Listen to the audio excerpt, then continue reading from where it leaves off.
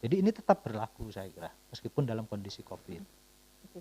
Kalau potensi-potensi Pak pelanggaran pelaksanaan pilkada ini di masa pandemi ini sejauh ini apa temuan-temuan dari KPU ini Pak? Ya, kalau pelanggaran itu yang punya data Bawaslu ya, Mm-mm. tetapi sejauh kami melihat, memandang, sejak awal di era COVID ini masih banyak pihak-pihak, terutama peserta tim kampanye, peserta pilkada itu yang belum secara konsisten mematuhi protokol COVID, Mm. terutama di soal kerumunan tadi ya. Nah, karena ini menjadi hal yang paling banyak ditemukan di lapangan. KPU punya kewenangan untuk menegur dan itu sudah dilakukan. Nah, selanjutnya ini tentu menjadi tanggung jawab pihak-pihak lain, karena begini, di luar hal kampanye ini kan juga ada pihak-pihak lain yang juga punya tanggung jawab. Misalkan di soal keamanan, ya, bagaimana menjalankan Impres nomor 6 tahun 2020 soal karantina wilayah. Artinya apa? Ada atau tidak ada pilkada, ada atau tidak ada kampanye, Impres nomor 6 2020 soal karantina wilayah saya kira juga perlu ditegakkan. Artinya kalau ada orang kerumun, apakah itu persoalannya tidak jaga jarak, apakah itu persoalannya adalah pilkada, ekonomi, agama dan sebagainya, itu kan harus ditindak tegas. Nah, sehingga di sini kami tentu tidak bisa berjalan sendiri. Kita berharap sinergitas dari berbagai pihak, kepolisian, ya, Satpol PP, ya, kemudian Bawaslu sendiri termasuk, dalam rangka menegakkan disiplin protokol COVID ini di tengah-tengah masyarakat. Bukan hanya terkait pilkada, tetapi terkait dengan hubungan sosial kemasyarakatan itu sendiri, memang saat ini tetap harus menerapkan protokol COVID-19 secara konsisten. Okay. Itu. Oke, terima kasih Pak Sidki. Kita akan menyapa dulu Tribuners yang sudah bergabung. Terima kasih sekali untuk Tribuners yang sudah menyaksikan program live streaming kita baik melalui Facebook, Instagram maupun melalui YouTube kita. Dan ini juga sudah ada beberapa pertanyaan yang masuk. Ini ada dari Pujoko. Pak, untuk di daerah yang susah sinyal, bagaimana kami mengenal para calon kalau kampanyenya secara daring ya Pak? Silahkan Pak Sidki untuk dijawab. Ya, karena itulah maka metode kampanye ini kan banyak. Pertama, metode tatap muka, dialog, ya, pertemuan terbatas, iklan di media, kemudian alat peraga kampanye, penyebaran bahan kampanye, ya, dan tadi ya dalam bentuk lain yang tidak dilarang oleh undang-undang. Nah, yang saat ini tidak boleh di masa COVID itu adalah itu tadi, dalam bentuk lain yang dilarang, yang tidak dilarang oleh undang-undang, itu sekarang dilarang. Apa itu? Rapat umum, ya, bazar, yang itu menimbulkan kerumunan. Nah, bagaimana dengan kegiatan lain? Misalkan di daerah-daerah terpencil, kalau di Jogja itu misalkan di Gunung Kidul, yang susah akses sinyal. Nah, kita masih memberi ruang untuk pertemuan tatap muka terbatas itu untuk dilakukan oleh tim kampanye. Tetapi sekali lagi tadi catatannya, syaratnya adalah harus menerapkan protokol COVID.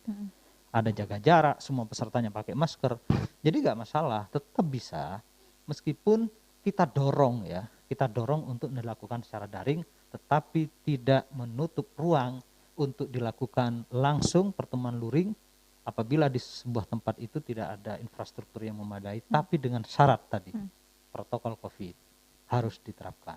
Begitu, jadi nggak usah khawatir, termasuk kegiatan sosialisasi sendiri dari KPU di daerah-daerah terpencil, ya tetap ya akan dilakukan dengan tatap muka, tentu memperhatikan juga daerahnya Pak.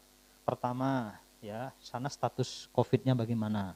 Kedua, infrastruktur internet di sana memang tidak memadai.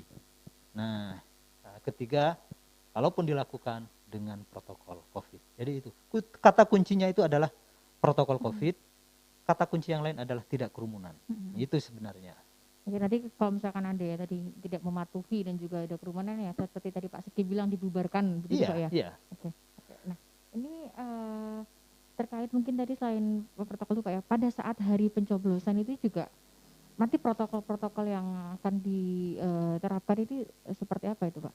Ya, ini juga yang menarik ya, di Pilkada 2020 ini ada beberapa hal yang berbeda pada saat hari pemungutan suara nanti. Pertama, semua peserta yang hadir ke TPS itu harus, ini protokolnya nih, protokol COVID dalam pemungutan suara ya, harus pakai masker.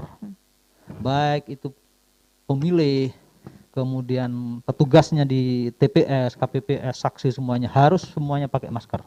Itu satu. Kedua, lokasi TPS itu akan secara berkala dilakukan sterilisasi, penyemprotan disinfektan. Nah, ini penting untuk tadi ya menetralisir ya potensi virus, penyebaran virus. Kemudian yang ketiga, semua yang masuk akan diukur suhunya. Apabila dia di atas 37,3, maka akan kita sediakan tempat khusus di luar, tidak masuk di dalam lokasi TPS. Nah, kemudian yang keempat, pemilih juga akan kita atur kedatangannya, Mbak. Selama ini kan orang pemilih itu silahkan jam 7 sampai jam 1. Iya. Nah, kalau saya sempat kebetulan semua itu ada acara siang, datang semua kemeruyuk di pagi hari. Kita atur. Ya, aturnya bagaimana? Nomor 1 sampai 10 datangnya jam 7. Nomor 11 sampai jam 20 datangnya jam 7.15 misalkan. Ini semua diatur. Caranya bagaimana? Ketika menjelang pemungutan suara, mereka akan mendapat surat C6 pemberitahuan. Di situ akan kita catatkan jamnya. Ya, jam Anda datang, Mbak Noris datangnya kapan, saya datangnya kapan, itu diatur. Kemudian yang kelima, yang tidak kalah pentingnya adalah kita membatasi jumlah pemilih di TPS. Karena maksimal pemilih di TPS itu biasanya 800 kalau pilkada.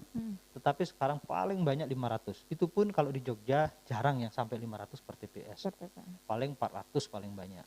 Kenapa? Agar kita membatasi orang datang lebih banyak, ya, antrian dan sebagainya. Nah, yang terakhir soal tetes. Nah, kita kalau selesai nyoblos kan biasanya ada mencelupkan jari. Iya, nah, nanti kita tidak celup. Ya, kita semprot jarinya itu. Dengan tinta. Ya, ada petugas yang akan menyemprotkan jari di tinta. Nah, sehingga potensi penularan ketika dicelup akan terhindari. Dan yang terakhir, paku. Ya, paku itu nanti sekali pakai. Nah, ini masih dibahas lagi ya soal paku. Sekali pakai. Dan semua pemilih itu juga akan diberi sarung tangan plastik. Nah, artinya ketika paku itu tidak, karena begini, kalau sekali pakai ini akan banyak biayanya, opsinya paku itu tetap satu, tetapi semua pakai sarung tangan. Nah, jadi ini yang sedang disiapkan oleh KPU terkait dengan protokol kesehatan dalam